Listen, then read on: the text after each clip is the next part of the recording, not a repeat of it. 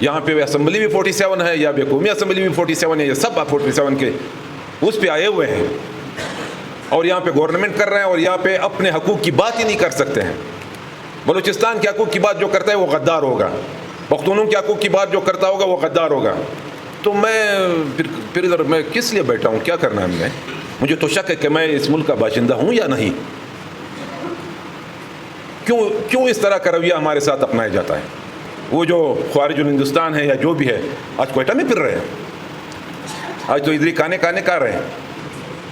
یہ ملک صرف ہمیں شناختی کارڈ کی بنیاد پہ ہمیں ملا ہے، ہمیں صرف ایک غلام کے طرز پہ چلانے کی کوشش کی جا رہی ہے۔ یہ ہمارے سائل وسائل پہ اختیار کسی اور کا ہوگا۔ کون کروا رہا ہے منشیات؟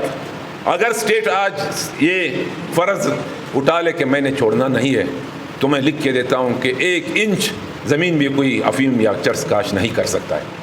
تعارف رکھتا ہوں، ایک قوم پرست کے حیثیت سے یہاں پہ سیاست کرتا ہوں۔ کچھ باتیں اس میں اگر ایڈ کر لوں، شہداء کے بارے میں تو محبت کاکا نے آپ کو تفصیل بتایا، شہداء کیوں پیش ہوئے، کیوں اتنا ظلم ہوتا ہے ہمارے ساتھ، خاص کر جو آج کل بلوچستان میں ہو رہا ہے۔ آپ لوگوں نے دھرنے دیے، میں تھا نہیں، زیارت انا لیک ہمارے ججوں کو، وکلا کو تو چھوڑ دو، 2016 میں شہید ہوئے، لیکن ابھی تو ججوں کو بھی نہیں چھوڑتے ہیں۔ اس سب کا دار و مدار جو ہم نے خود ایک سوچ کے مطابق نکالا ہے۔ میں یہ نہیں کہتا ہوں کہ میں جو کچھ کہوں گا وہ سچ ہوگا۔ ایک ملک میں رہتے ہوئے، پاکستان میں ملک آزاد ہوا، خود مختار ملک ہمیں ملا، اسلام کے نام پہ، کلمے کے نام پہ ہمیں ملا، لیکن اس کے بعد ایک تعصب کی بنیاد پہ، جو میں خود دیکھ رہا ہوں، یا ہم نے جو پڑھا ہے یا ہم نے جو بڑوں سے سیکھا ہے، کس ملک کو چلایا جاتا ہے۔ ہم کبھی یہ نہیں کہتے کہ ہم اس ملک میں باشندے نہیں ہیں، ہم پاکستانی نہیں ہیں یا ہمارا تعلق پاکستان سے نہیں ہے، ہم یہاں کے رہنے والے ہیں۔ شناختی کارڈ میرے جیب میں ہے، پاسپورٹ میری شناخت ہے، آئیڈینٹی کارڈ میری شناخت ہے، لیکن سوال یہ اٹھتا ہے کہ آیا یہ ملک صرف ہمیں شناختی کارڈ کی بنیاد پہ ہمیں ملا ہے، ہمیں صرف ایک غلام کی طرز پہ چلانے کی کوشش کی جا رہی ہے، یا ہمارے سائل وسائل پہ اختیار کسی اور کا ہوگا؟ ملک تو مل کے چلایا جاتا ہے، قوموں کو ساتھ لے کے چلایا جاتا ہے۔ یہ کچھ حقیقت کی باتیں ہیں جو ہم آپ کے سامنے رکھتے ہیں۔ اگر یہاں پہ میں ایک بات کرتا ہوں جمہوری طریقے سے، جمہوریت کے لبادے میں رہتے ہوئے میں ایک احتجاج کرتا ہوں، چاہے وہ پشتون ہو یا بلوچ ہو یا ہزارہ ہو، میں 3 قوموں کی، خاص کر پشتون اور بلوچ کی بات کر رہا ہوں،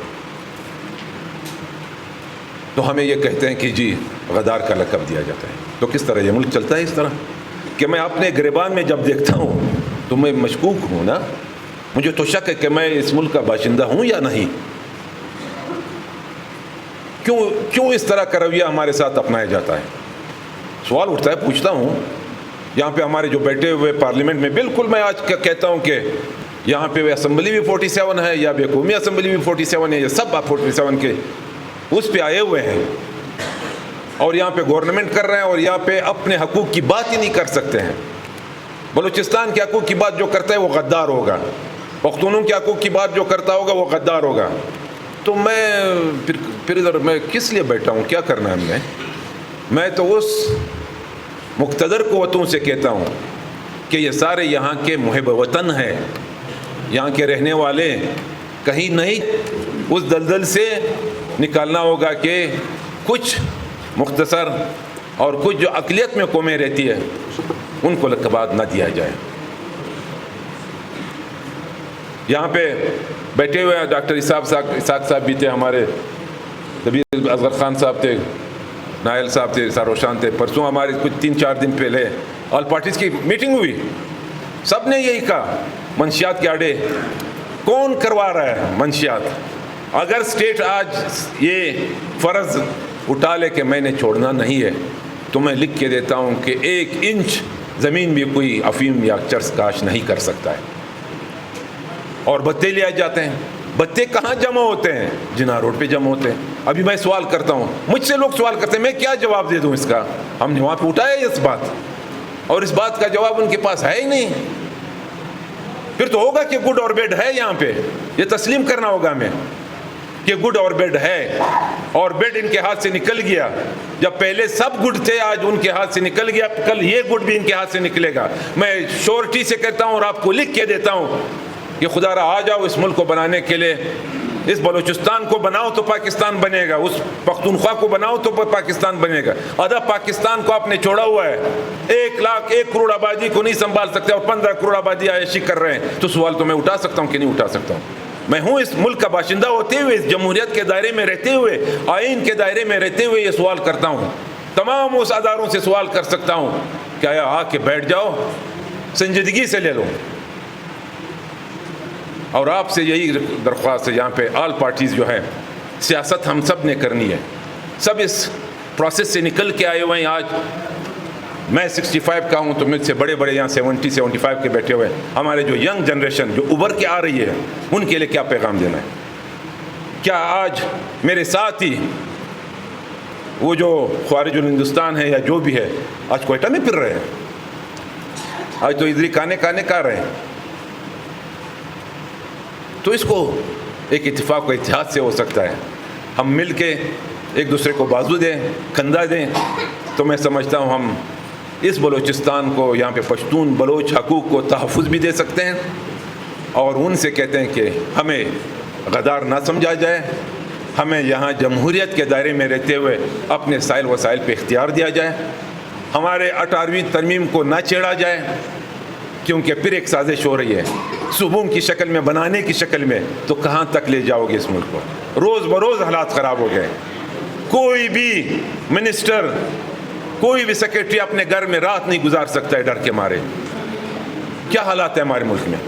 اس کوئٹہ سے نکل کے آپ تربت تک، آپ گوادر تک، آپ تفتان تک، اور آپ جوب اور چمن تک سفر مشکل ہو گیا۔ تو یہ حالات کہاں جا رہے ہیں، کس طرح جا رہے ہیں؟ اور جب بیٹھتے ہیں ہم میٹنگز میں، کہتے ہیں حالات کنٹرول میں ہیں۔ اب حالات کیسے کنٹرول میں؟ یہ کنٹرول ہے جب آپ کے 37-40 پولیس والوں کو شہید کرتے ہیں، آپ کے کل بھی ہنا لیک میں دھماکہ ہوا، لوگ شہید ہو رہے ہیں، اس سے پہلے بھی شہید ہو گئے، تو یہ تو کوئٹہ میں شہید ہو رہے ہیں، ہنا لیک کہاں پہ ہے؟ کوئٹہ کے ساتھ ہے۔ تو ان پہ غور کرنا چاہیے، ان پہ مل کے بیٹھنا چاہیے، یہ نہیں کہ بس میں منسٹر ہوں اور میں چیف منسٹر ہوں اور میں گورنر ہوں، سامنے بیٹھ جاؤں، لوگوں کو کہہ دوں، اسکول کے لڑکوں کو کہہ دوں، بچوں کو کہہ دوں حالات صحیح ہے، اتنے مار دیے اتنے مار دیے۔ مارنے سے ختم نہیں ہوتی یہ چیزیں، اصل میں ڈائیلاگ سے ختم ہوتی ہے، اصل میں کسی کے حقوق کو تسلیم کرنے سے ہوتی ہے، یہاں پہ ہر باشندے کو اپنے جمہوری حقوق دینے سے ہوتی ہے۔ کیا ظلم سے ہو سکتا ہے؟ کیا قتل و غارت سے ہو سکتا ہے؟ نہیں ہوتا ہے۔ آپ جبری تو اپنی شہنشاہیت کرو گے، آپ ظلم اور جبر سے کرو گے، لیکن جب بھی موقع اس عوام کو ملے گا وہ آپ کے خلاف اٹھے گا۔ تو یہی، میں زیادہ وقت نہیں لوں گا، شاید میں کچھ دن تھا نہیں، تو میں نے کہا اپنی کچھ باتیں آپ کے سامنے رکھ لوں اور اس بنیاد پہ رکھوں کہ حقیقت کی بنیاد پہ ہم کیا ہے اور کیا کرتے ہیں، اور ان چیزوں سے کم از کم ان سے یہ ایک درخواست کرتے ہیں کہ اس ملک کو بنانے کے لیے ان مظلوم اور در پدر قوموں کے حقوق کو تسلیم کر لیں۔ میں لکھ کے دیتا ہوں کہ کوئی بھی ہندوستان کا خارج نہیں ہوگا، کوئی بھی افغانستان نہیں ہوگا، کوئی بھی ایران نہیں ہوگا، یہاں سب مل کے ایک خوشحال پاکستان اور اس ملک کو بنانے کے لیے مل کے، پشتون ہو، بلوچ ہو، ہزارہ ہو، یہاں پہ سیٹلر ہو، ہم سب آپس میں بھائی ہیں۔ نفرت کی بنیاد پہ ہم نہیں مانتے ہیں کسی کو بھی، اور وہاں سے بھی اگر پنجاب سے ہو یا سندھ سے ہو، کہیں بھی ہو، چاہے وہ پشتون بلوچ میں بھی ایسے لوگ ہیں جو یہاں پہ ہمارے عوام کے استحصال کر رہے ہیں، ہم لوگوں کو لوٹ رہے ہیں، ان کی بھی ہم مخالفت کرتے ہیں۔ ہم اس مظلوم قوم کی نمائندگی کرتے ہیں اور ان کے سائل وسائل کی بات کرتے ہیں، چاہے وہ اسمبلی میں ہو، چاہے یہاں پہ ہو، چاہے کہیں بھی ہو، اور ان کو ماننا پڑے گا، آخر ماننا پڑے گا، تب امن آ سکتے ہیں اور تب اس بچوں کو ہم اپنے مستقبل کو ایک اچھی زندگی دے سکتے ہیں۔ میں آپ سب کا شکریہ ادا کرنا چاہتا ہوں، آپ سب کی بڑی مہربانی، تھینک یو۔